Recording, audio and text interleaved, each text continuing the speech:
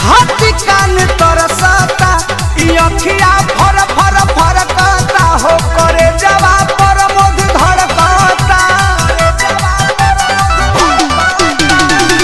राजा जी नितेश सुने खाती कान तरसता अखिया फर फर फरकता हो करे जवा पर मोद धड़कता।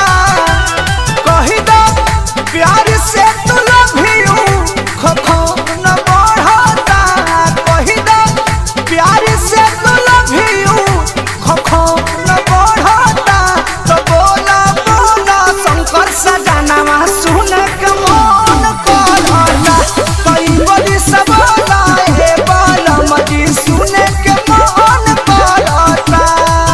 कत करिले पढ़ाई ए राजा जी कुछ पढ़ के सुनाई ए राजा जी। राउर मीठी मीठी बोलिया पसंद पड़ता। राउर मीठी मीठी बोलिया पसंद पड़ता।